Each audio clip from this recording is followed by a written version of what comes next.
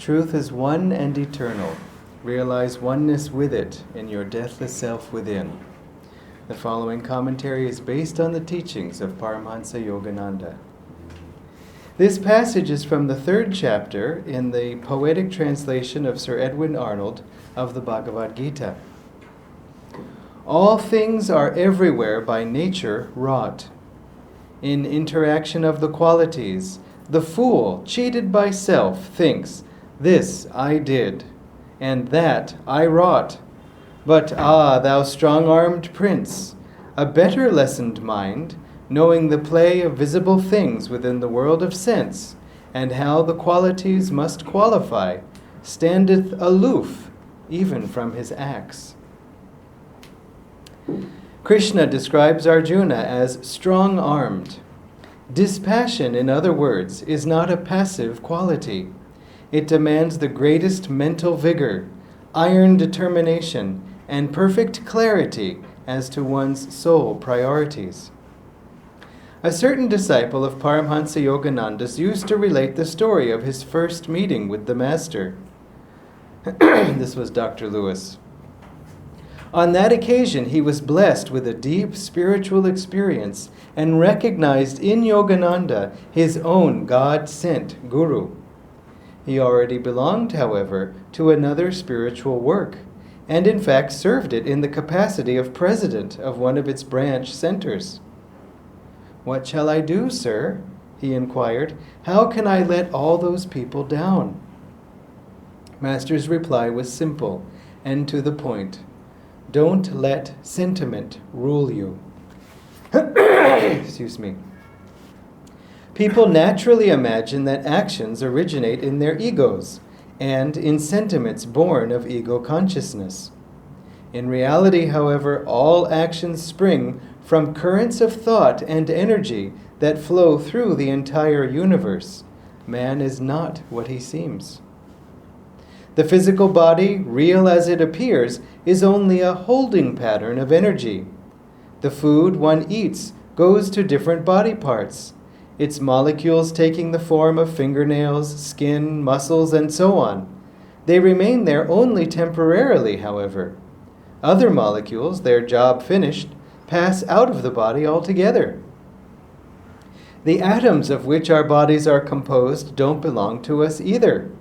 Who knows in how many former bodies, even in former universes, they once played a part. Our personalities, again, are only foci of various aspects of nature.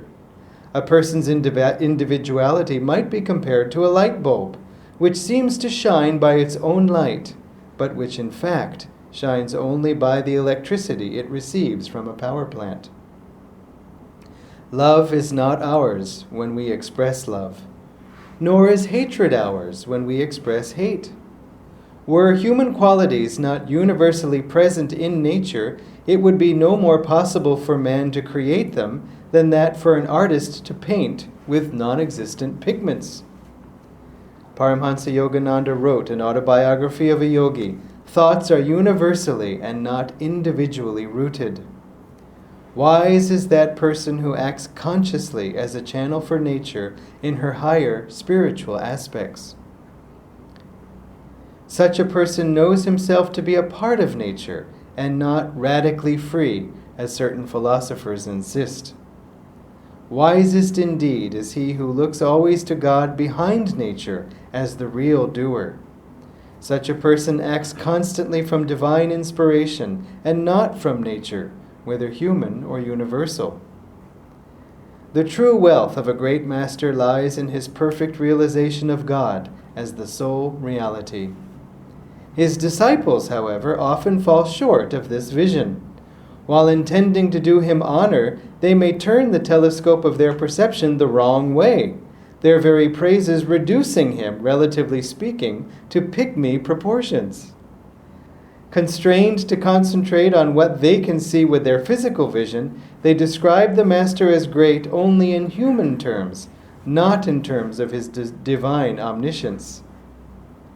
Is love wonderful because Jesus loved? Rather, was not Jesus wonderful because he loved with such perfect divine love? And is salvation possible only through Jesus or Krishna or Buddha? It was not these great masters in their outward human reality who save humanity. It is the infinite Christ within, with which they are identified. They can bring salvation to mankind only because salvation is eternally the soul's destiny. Jesus Christ himself said, "The things I do, ye shall do." Truth in its highest aspects is always impersonal. Religionists who insist on over-personalizing their beliefs might be accused even, in a sense, of blasphemy. Certainly that isn't their intention.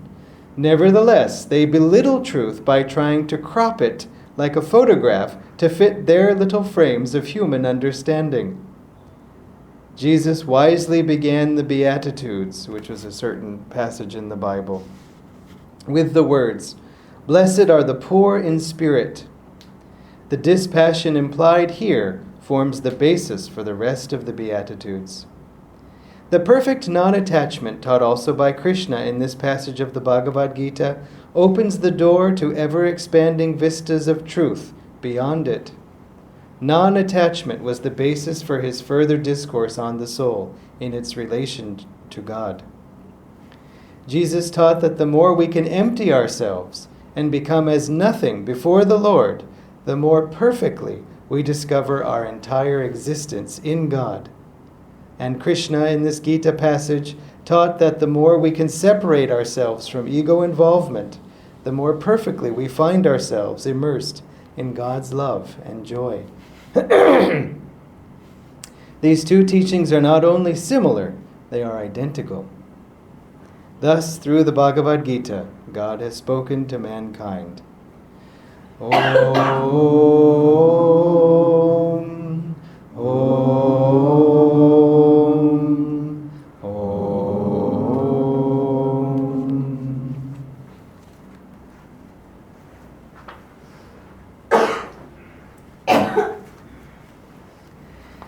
This quality of dispassion and detachment and so on are often understood, or often understood, I'm sure, but also often misunderstood.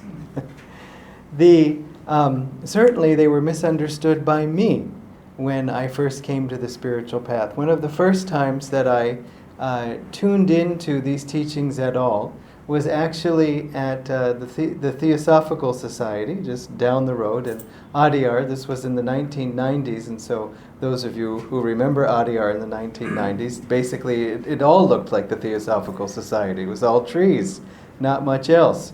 Maybe there was a Saravana Bhavan or something, but other than that, nothing. And so, being there, I had no interest in religion. And that it's important to understand that, in fact, I had an aversion to religion. That's not important to understand, but it's important to understand why. Because the way it was presented to me, I didn't find attractive. I don't blame. It wasn't religion's fault, or even say the fault of the people who presented it to me. But in any case, I just didn't connect with it. And that's all I knew that there was.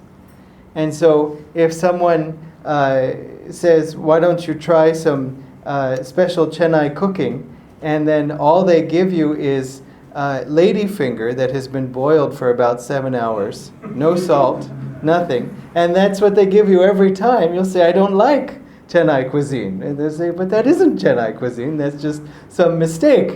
And so anyway, that was more or less what I had. It was all ladyfinger, all boiled, all nothing. And so I just said, Vendam. So in this bookshop, I saw all these books on different things related to religion, and I thought, okay, I'll see. You know, I have to remember also I was quite young, and so of course very arrogant and confident and thinking I knew everything. And so I took the book off the shelf and I said, all right, you tell me what you have to teach me. And I opened the book. It was from the Gita, and it said, beware the constant treachery of the senses. And I said, ridiculous. The treachery of the senses? I mean, what does that even mean? You know, that, the senses, your senses are trying to betray you and making people paranoid and afraid. I don't want any of this. And I put it back and therefore wandered in pain and suffering for many more years as my reward. So we have to understand first. It's very easy to understand these all spiritual teachings if you look to the masters. Because if you were to, for example, pick up a book of calculus and try to read it in first standard, it might be a little bit custom.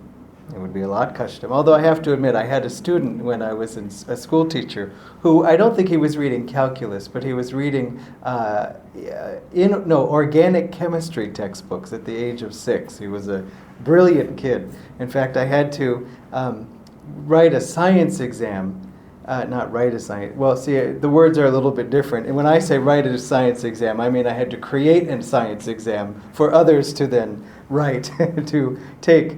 And so I was trying to put out the formula for photosynthesis. And so I was saying, we all know that it's sunlight plus water plus minerals from the soil and so on. Anyway, carbon dioxide. So it gives off oxygen and glucose.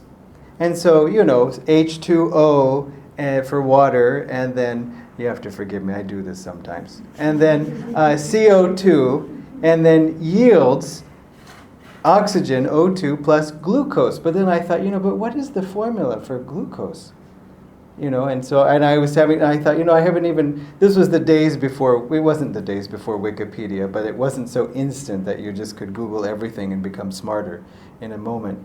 And so I said, Dimitri, what is glucose? He said, C6H12O6. I said, thank you. And so I wrote it out. And so, very, very helpful to have friends like that, especially at the age, as I said, of 6. So anyway, going back, to take a book of calculus and read it, it would be very difficult, and you might ask, we might be confused, we might ask, what's the purpose of any of this? Who would understand it? Who would use it? And yet, when we see graduates from 12th standard or, college or whatever you want to say, they have jobs, they are successful in the world, and we want that. And so we say, I want that, so if I have to read this book, fine. When I'm ready, I'll read it, and so on. But I see the fruit of this learning.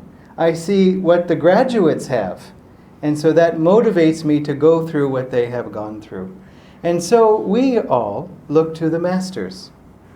And so when we see them, if we are attracted to what we see in them, then it makes everything worthwhile. And it also helps us to the right approach to understand these things. For example, Master was a saint of joy. All the masters have their own joy, even Sri Yukteswar. I say it like that because when we were selling photos of the masters in this notebook, and so, there's a page for Lahiri Mahashaya and all the different versions, sizes of him, Babaji, of course, and so on. And so after, some of you know the story, so after a time, we pulled the notebook out, and it was like, oh my gosh, all the Babajis are gone. They went out in the first day, basically. And then, Lahiri Mahashaya gone, Master gone, Sri Yukteswar plenty. It's just not fair. I mean, all the blessings that Sri Yukteswar has bestowed on this center. There's the photo of him at his Mahasamadhi. Anyway, you have to remember that Sri Yukteswar was very kind to those who weren't his disciples. And so this was something that they talk about a lot. Master had a rough time of it. And Swamiji looked at a photo of Sri Yukteswar when he was standing with Master. Swamiji was with Master, and he said, I see such love in those eyes. And Master said there was no love in those eyes. And of course there was, but it was hidden. It was inward, but he put him through a lot of discipline. Why? Because he knew that this would be nothing compared to the shock he would receive when he came to America. This was something that actually early Indian spiritual teachers from India, encountered when they came to the West, is just the sheer difference in culture, the shock of materialism, the complete sort of lack of respect or anything like this. You can say, as the Gita says, and they'll say, who? Yara? Not Yara, but they don't even know who Gita is. And so you can't just sort of, if you hear you say Gita, but, okay, all right, I know this is coming from Krishna, I want to hear it. You don't get any of that. There are certain advantages, too, of not having any previous association with it, but I won't go into that. So we look to the masters and we look to Master, we look to Swamiji too, because with Swamiji, you can see so many videos of him. And you can see the joy that radiates from him in all directions, if you can. You can hear his laughter. Someone even came up to him once. He was walking towards, I guess this was after a lecture. We were walking him away from a lecture because at that point in his life it was difficult for him to walk. And so I happened to be one of the people walking with him. And someone stopped him and said, I was surprised to find that you were so humorous. And Swamiji said, and I thought, of course to myself, I'm with Swamiji, and you can't help it. Just like, of course he's humorous. Why wouldn't he be humorous? All these weird, dumb thoughts come into your head. And then you also see, I wonder how he's going to answer this. And Swamiji said, Master was. It was very sweet. Not, well, I enjoy a good joke like anyone, and no. And it wasn't humor is an aspect of the divine, which is true, but it's Master was. And so many things that Swamiji did, he did because Master did them. Not, again, as he says in the reading, humor is wonderful because Master was humorous. No, Master was wonderful because he brought joy to others through humor. Swamiji writes in the New Path himself that he came to Master and he expected that all spiritual teachings would be given sort of with measured cadence. And so you have in the West sometimes great orators giving these speeches and everyone, and so we have it here in India in the terms of people who will say, asana, pranayama, pratyahara, santosham. And you say, excuse me, yapari santosham! It's a one-way thing. And it's not very natural and easy. Fine, if that's the way someone goes, let them go. I'm not criticizing it, I'm just saying it wasn't our way. And for me, it would not have attracted me. I would have taken the santosham right out the door. And so, it's all because of Sairam, you see. He doesn't get to be here as often as he likes it. I love to see him laugh, but the problem is it makes me laugh too. So, the Swamiji thought that Master would, be speaking in this way. And Master was very natural. You've heard the recordings of his voice, and he makes all kinds of jokes and things like that. And he later said to Swamiji and others, people like to laugh. So you should have a few good, funny stories in when you're sharing with others. But Swamiji noticed over time that whenever Master would share a joke, then right after that, he would insert some deep wisdom that followed it. And Swamiji wondered, it was almost as if the humor would open people up, and then they would be more receptive to what he was trying to offer them, to help them. So again, Master was a saint of joy. And also Lahiri Mahashaya, that's a very predominant quality of his. Also, of course, as I said, Swamiji, you can see it's not theoretical and abstract and through inference. You just watch the video. There it is. There's the joy. I see it. And so when we understand the scriptures then, or when we're seeking to understand them, we should relate them, like the calculus book, to the graduates. Relate it to the graduates. See what these things have produced in them. I don't mean they got there only through studying the scriptures. Of course, it's through one's own sadhana, one's own help of one's own guru. Because that's what each of these masters have said. I thank God for my guru. You notice they don't say, I thank God that I am a guru. No, they say, I thank God that I'm a disciple. You know, that's what Swamiji said too. He said, if I am to be remembered at all, I would like it to be as a disciple of a great master, Paramhansa Yogananda. That's all.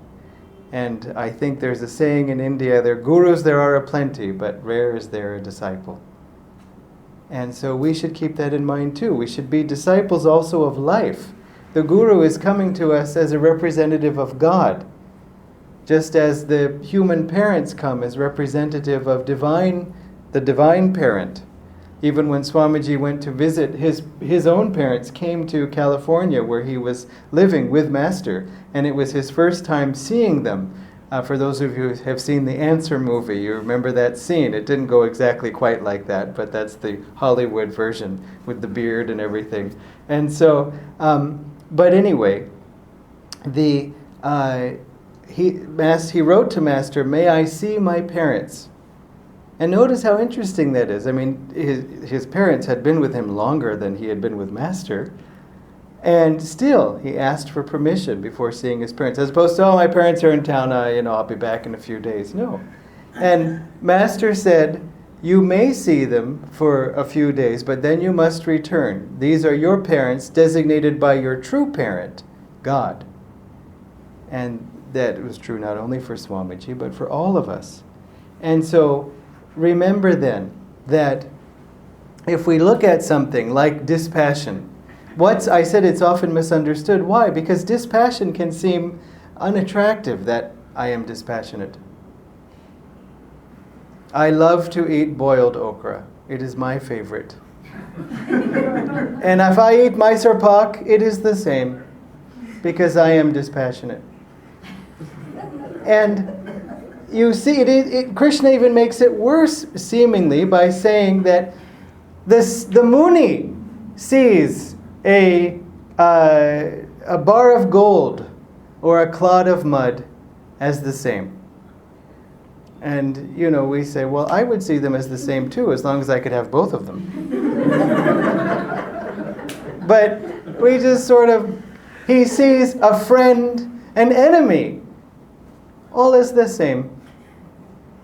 And so he is not excited by gain or loss and all these things. And so we think, well, if his feelings are not disturbed, it must be because he has no feelings. And so I am a true yogi. And you see this sometimes on the spiritual path through misunderstanding of the scriptures and the practices, just that to be flat, to be feeling less, is the way, because Krishna says so. Because he feels the same, which is to say he feels nothing. That's the wrong conclusion. But as I said, how would we know? We can't know everything at first. We have to figure these things out. But what's our hit? Look to the graduates. You see? They're full of joy. So, okay, there is joy, and in fact I want joy, so I must be missing something. I asked Swamiji this once, that so often these Gita passages and the teaching of dispassion seem to imply that we should not feel anything. Even the definition of yoga given by Patanjali. Yoga's chitta vritti nirodha. Yoga is the neutralization of the vortices, the whirlpools of feeling. And if we skip the whirlpool part, which is very important, but anyway, the vritti part, yoga is the neutralization of feeling. It may seem to say, and then, my gosh, who wants that? I feel nothing. I have yoga. You see, it doesn't quite, it's not attractive, but that's not what it says. So I asked Swamiji about this, and he said, of course not. He said, what it means is that the saint's joy is unaffected by gain or loss. His joy is the same when he sees gold or when he sees mud. His peace is just the same whether he's with a friend or with an enemy. Now, is that attractive? A peace that just doesn't depend on things going right. Because that's what we have all the time. Think, why are you happy? Because things are basically okay. Why are you unhappy? Because things are basically not okay. And so up and down and up and down. This is sometimes why you may have a debate with a person not on the spiritual path saying, listen, everything, I don't think about any of these things and I am always happy. And you are always thinking about these things and you're always worried. Did I say the right thing? Was that okay? Afterwards I felt a little bad. Maybe I shouldn't have put it. And so I am much more peaceful than you. And I don't even have to study any of these things. But the answer to that is, not that I would suggest you give it, but the answer is that for that person, that's good for now. But what happens when the storm comes? And we haven't built up an inner fortress to protect our peace from that storm.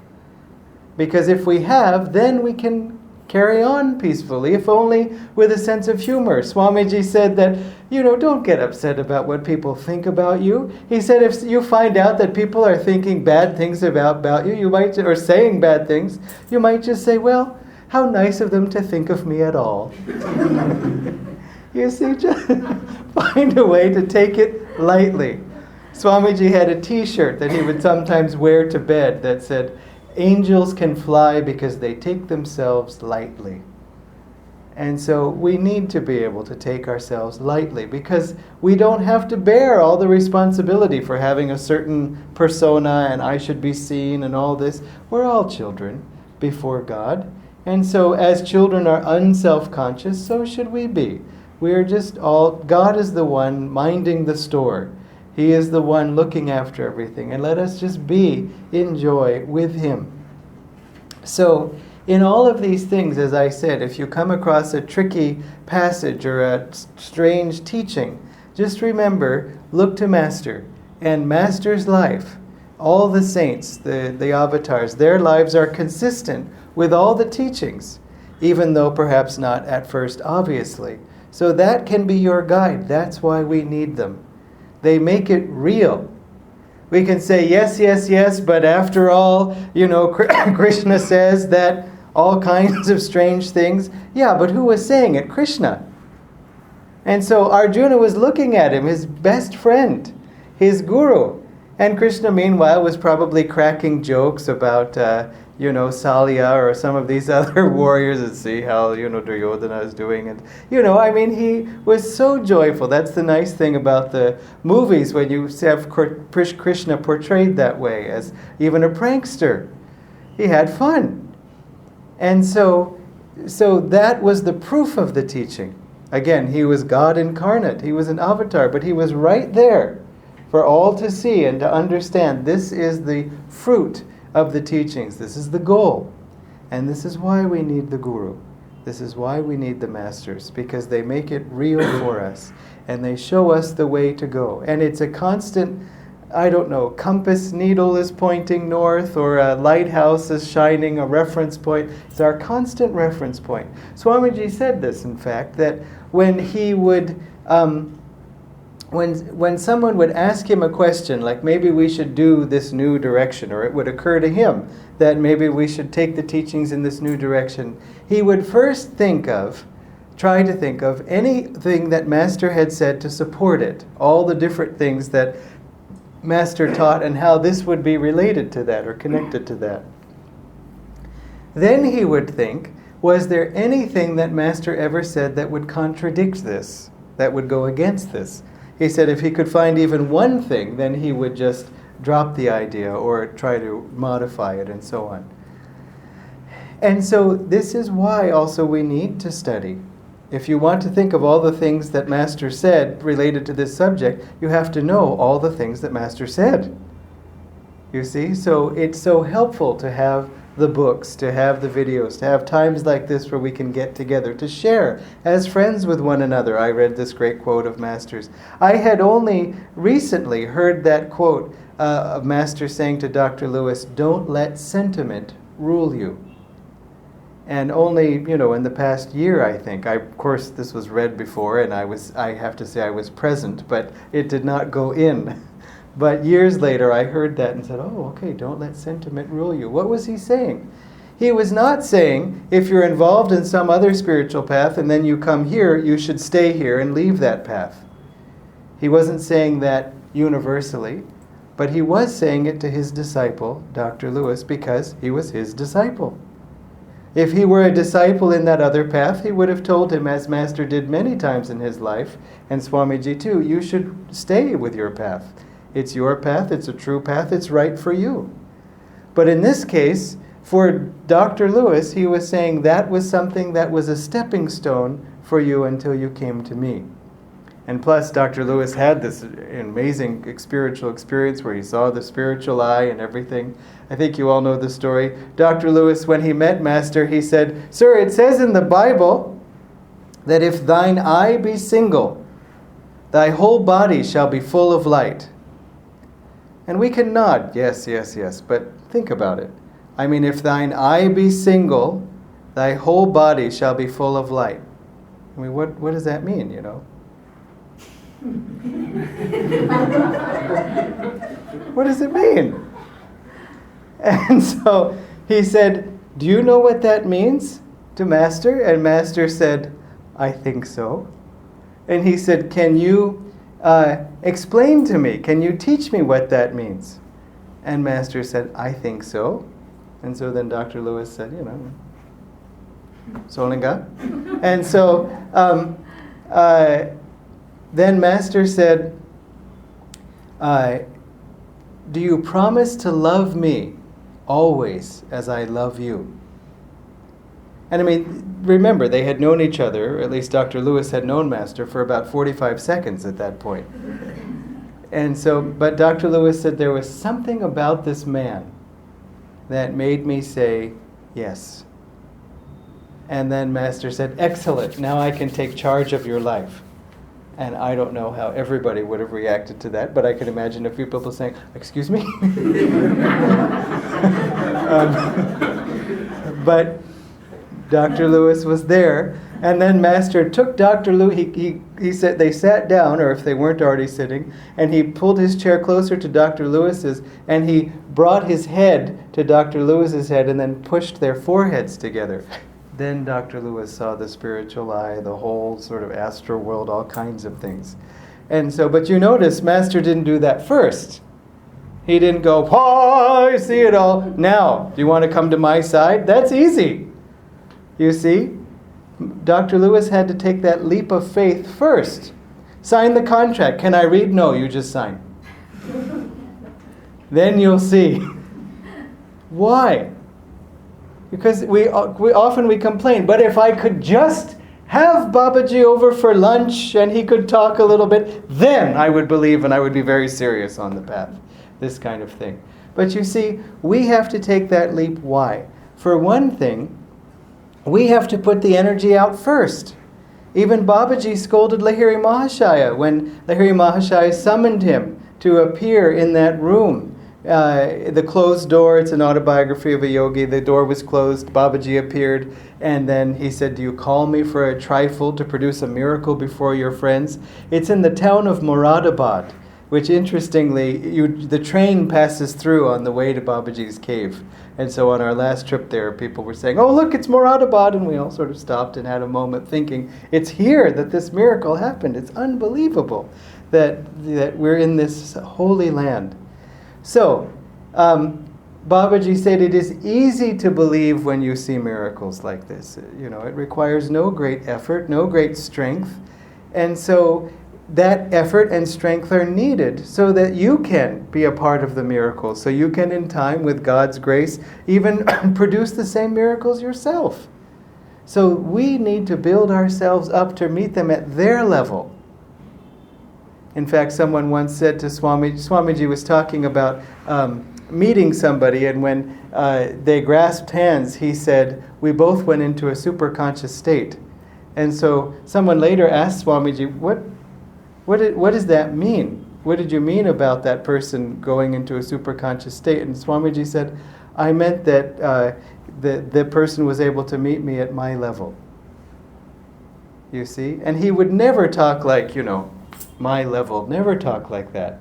And he was always humble in one way, but in this way he was just open. That's what he meant. Because how do you explain it otherwise? It's good to remember, lest we set our sights too low. Keep them up. And don't set your sights based on other people, especially, people not on the path. Because, if you shout more quietly than they'll say, wow, you're so peaceful. Your shouting is not as loud now. As one person told me, in my house, I need meditation because in my house there is so much shouting. I said, I'm so sorry. She said, yes, I do most of the shouting. Okay, well then I do agree. Try meditating. So, anyway, also, we have to prove ourselves, our love to God. Not really, because God knows. He really wants us to prove our love to ourselves. We don't know what we're capable of until we're tested. That's why we're tested. It's not that God is unsure. If He's all-seeing, why does He need to test us? Because He needs us to see the strength that comes out. They did this with war. They tried to correlate for people going to war, sort of all these interviews of soldiers and trying to say, okay, what would you do in this situation? And what do you think about this? And tried to find a way to correlate certain personality characteristics as, the results of this exam with their performance on the battlefield. So they could sort of pick the heroes, see who the strong people, courageous people would be in advance. And they couldn't find anything. Sometimes the loudest blusterers ran at the first gunshot, and sometimes those who were the most shy were the most courageous, especially when protecting others from their unit. So we don't know what we're capable of until we're under fire. And that's why we need to go through these kinds of tests. But the other reason is that we have to ask. We have to give ourselves. Why? Because we have to open. If Dr. Lewis had not said, I will love you, then that would be some part of him holding back. Will you promise to love me always as I love you? Well, let's see how it goes. Maybe in a week or two I'll let you know. I have to see how much you love me, then I'll know if I can love you. You see? And that's often how we are. Well, we'll see. We're not always trusting and open. And in some cases, that's wise. Good to be open, but to God, not necessarily to this person, until you get to know them better. In this case, though, it was God asking through the Guru. And so that openness is required in order to receive. And that desire to draw is needed for us to receive more. You see, it is really how it works. The true disciple, the interested disciple, is just that, interested. And that interest draws more from the Guru because the person is asking for it. You see, it's not just being around. And I'm very glad you're around. I'm not speaking of anybody here at all.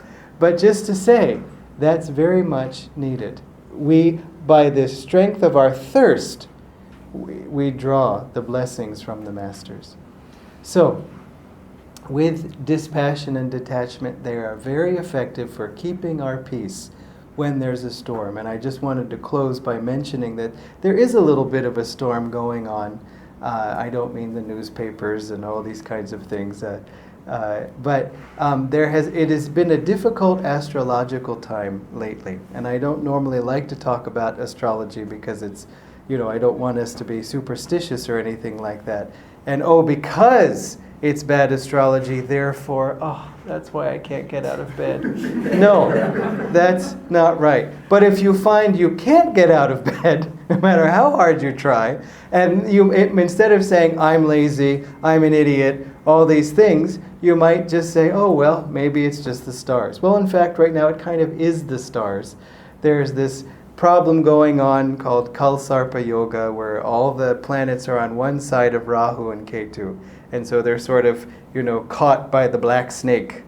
And so it ends, luckily, tonight. So sometime tonight it'll be over, because the moon, thank God, the moon goes around so fast that eventually it goes on the other side of everybody. But it's been going on for some time.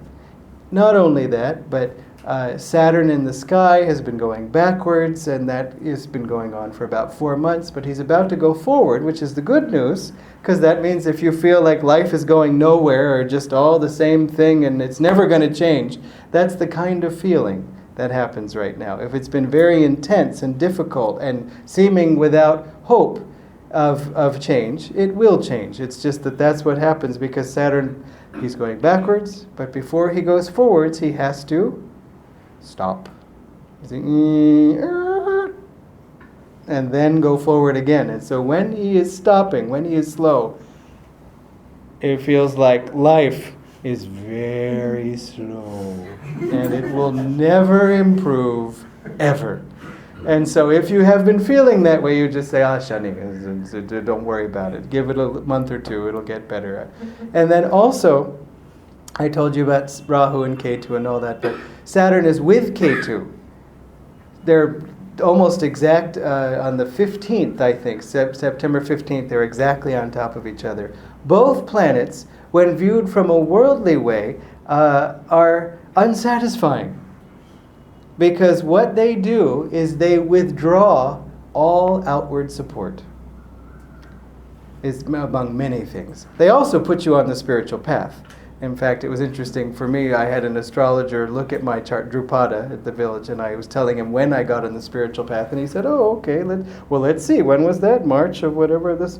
Oh, he said, "Oh, you were in Saturn, Ketu, Mahadasha and Bhukti and so on." So Saturn, yes, naturally, you would say, "What is the point of all these things? I'm going to God." So they are planets of great renunciation, and so if we cooperate with that, we find great joy. But if we don't cooperate with it, we find great renunciation. Everything is just gone. And so, as I said, especially no outward support. So because why? Because they are asking you, both of them are asking us, go within. Detach. Saturn says detach. Always, he says detach. It hurts because detach. Always the same solution. Sometimes it's detached from the body. Sometimes it's detached from this relationship, detached from the job, detached from the house. It can be big. But if we detach, it is much easier. Doesn't mean don't care, but it means don't cling, that I need this to live. You don't. You'll live anyway. You'll be just fine. You'll probably be better. If nothing else, because you'll pass through a horrible thing and live to tell about it. And you won't be afraid anymore of that thing happening again. But also, so Saturn says detach and Ketu says go within. And inside you will get all kinds of rewards. So it's a great time for meditation. Sometimes with a tissue box. Hong. So. Yeah, because there's outer disappointments, there are. But if you go within, you will find, at least here, I am unshakable. And then, as these things start to move on, then those things will start to come back to you. The outward support will return. The idea is that we will gain a strength that then won't depend on outward support. In fact, we will be able to be a source of support to others, God through us. God bless you.